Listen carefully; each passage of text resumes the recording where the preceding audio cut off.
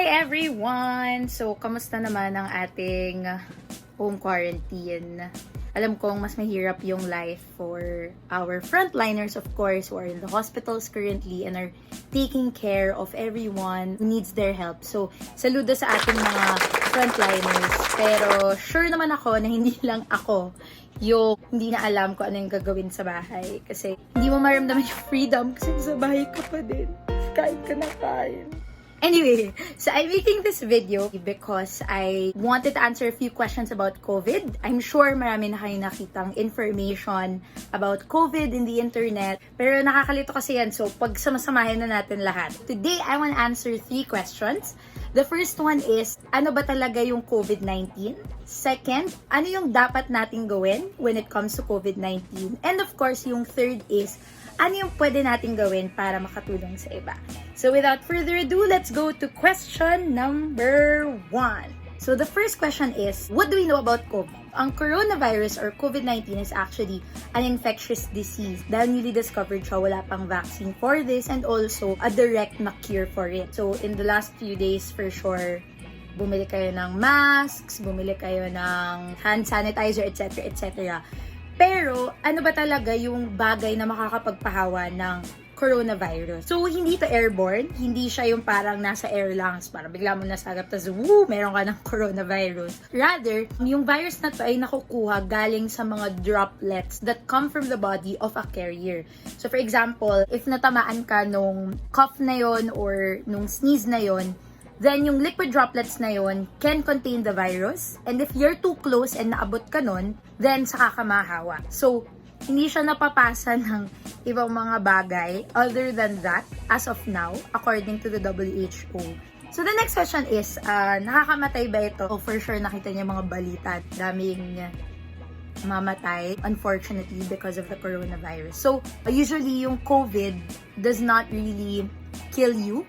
Ibig sabihin nun, it's yung basic na ubot-sipon, yung parang tinatrangkaso ka, pwede man talaga siya nakamamatay. But for everyone na meron ng existing medical problems, like for example, diabetes, chronic respiratory disease, or cardiovascular disease, because COVID-19 can increase your complications respiratory-wise sa ubot-sipon nyo, like pneumonia and everything. Yun yung nagkikreate ng serious illness.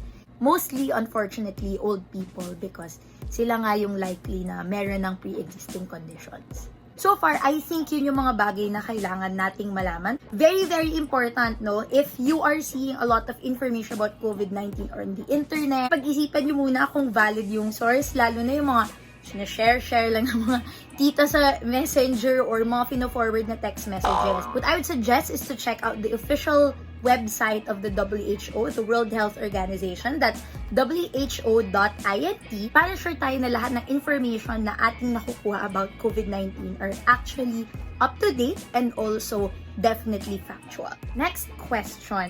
Ano yung mga kailangan natin gawin? So obviously, ginagawa natin yung isang bagay and that is quarantine. So if kaya naman talaga magstay at home, let's all stay at home. And the real reason why we're doing this is because of the concept of flattening the curve. Alam naman natin na marami likely na tamaan ng COVID-19 because it's a pandemic already. Ang tinatry natin ma-ensure is na pag nag-peak siya, meaning kapag dumami yung cases niya, hindi siya sobrang dami to the point na hindi na siya kayang ma-accommodate ng mga hospital. So, kung hindi tayo magka-quarantine, sobrang dami na sabay-sabay magkakaroon ng COVID-19.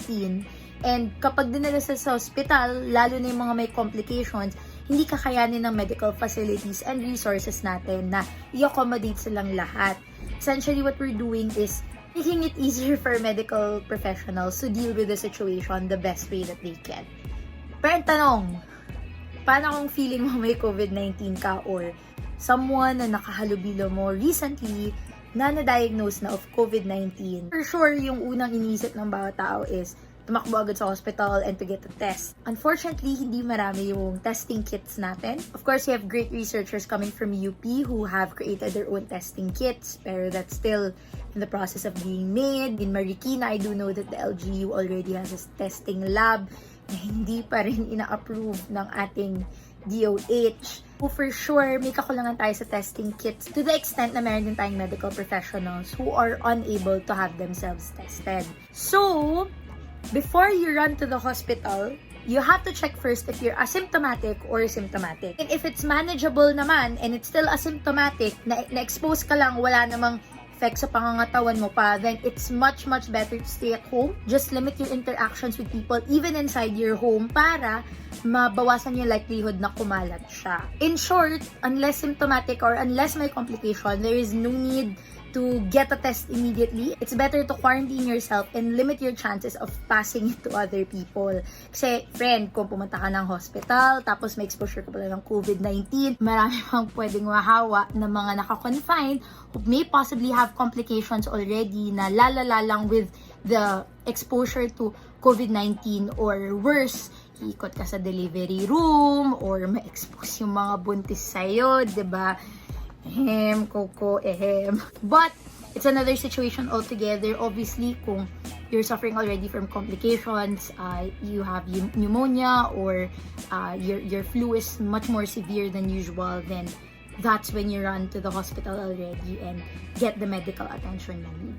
Very important to have presence of mind when you're considering what to do in the instance na you think you have exposure to COVID-19, because not only are you taking care of your own personal well-being, but meron ka ring responsibility to the other people around you, and very important that we all play our part in that. So the next question is, how can we help? Ano yung mga bagay na pwede natin gawin para makatulong sa ibang tao? If you're looking for ways to help, I think the first one that we can do from our homes is obviously to help in whatever way we can financially or through resources that we have. So one resources that I can recommend for you guys would be helpfromhome.ph. You'll find many different ways to help depending on the people you want to help. So, sino nga ba yung nangangailangan ng ating help? So, obviously, we have our medical professionals. We need to help them in terms of their food resources. Nagkakakulangan na rin tayo sa ating mga PPEs or even sa mga masks. So, being able to really donate to these causes para yung mga resources na to ay madala sa kanila is very important. Some of the groups that are helping them, for example, are the Kaya Natin movement, who are bringing PPEs and other shields for them. And there are many other groups also. Kaya Natin movement is just one of the many that there are, so you can check them out also at Help From Home. Other people, I think, na may not be found on the internet automatically, or obviously our frontliners who are making sure na we have the food supply we need. Obviously, ito yung ating mga delivery groups like Grab, Food Panda. There are causes that are helping these people, but also just making purchases from all of these businesses will help keep them afloat. If you're gonna buy something from Grab, buying an extra meal to give to these people para they don't have to think of their meal for the day already, I think that would be a big help also. And obviously, there are also more communities that will need our help. Syempre, ito yung mga tao na no work, no pay currently yung situation nila. Mga usual means of livelihood nila aren't existent anymore because of the virus. So there are many communities also that are being helped by many different groups. You'll also find them on helpfromhome.ph. And some of these groups, for example, are Save San Roque, Save Our Schools, and also Caritas Manila. So whatever it is na group na you wanna help, whatever type of community, you can find them at helpfromhome.ph. And then if I missed out on anyone and you want to further spread out the word, just tell me and I'll be glad to share your advocacy with many other people. We wanna help, pero hindi doon dapat natatapos ang ating pagtulong. I think very important also to engage in government watch. And I think right now, dalawa yung pinaka dapat nating tutukan. Number 1, ang ating VIP testing. As I said a while ago, konti lang ang ating mga testing kits. So, very important that they're used efficiently. If anything, kung magmamass testing tayo, dapat ginagamit siya sa ating medical professionals to make sure na our medical resources and manpower are kept intact. So, we need to make sure na the tests are administered only to those who need it. So, kaway-kaway naman sa ating mga kaibigan na VIP na parang entire family at staff pa ang nakapag-test. Grabe, pati ba naman testing kit namin na nakawin niyo pa? Charot lang. Very important to know when it comes to testing. What is the government doing? Ask your politicians where they are, diba? How did we come to find out that these VIPs are having themselves tested according to their will? It comes out of their own mouths when they get questioned. Still very important in social media, we hold our politicians accountable and make sure that our politicians are leading the efficient use of our resources. Kesa naman sila pa yung gumagamit dahil lang sila ang VIP, diba? But also equally important is knowing what our government is doing and kung ano yung policy nila in line with what we need. So very important to also check the news regularly and to see if our politicians are really doing what they should be doing right now. Hindi yung parang pamani-manila paper lang tayo sa Kongreso. Nakakatulong ba yun? Meron ba talaga siyang bearing? Baka naman ang kailangan natin gawin is to put more funds for our medical facilities or to really get in touch with different private sector groups that are trying to help the cause. So, our government is supposed to be putting together these efforts, and if hindi yun yung ginagawa ng ating government, very, very important to speak out at this crucial time because our government is also listening and our government should be accountable to us. Bukod sa makakatulong tayo sa iba, very important din to make sure that the main body na dapat tumutulong sa atin ay tumutulong talaga sa mga taong nangangailangan. And important din to also find out what are your LGUs doing. So obviously in Pasig, we've seen efforts. In Marikina, we've seen efforts. In Manila also, we've seen efforts. But where you are, alamin nyo kung ano ginagawa ng mga mayor nyo, ng mga barangay officials. I don't know if you've seen in the news, but there are many people who are still stranded in the borders because they're trying to go home sa mga pamilya nila. And there are people na no work, no pay. And even if nangako ang gobyerno na bibigyan sila ng mga ayuda, baka hindi pa to nakakarating sa kanila. So, if you are in a position of privilege, you're able to really get your news immediately, you're able to be online 24/7, and it's a privilege that we need to use wisely to help not only by donating, but also by keeping our government accountable. So that's it everyone. Grabe, ginabi na ako sa vlog na to. So I hope this helps and I hope this better informs everyone. Until next time, bye!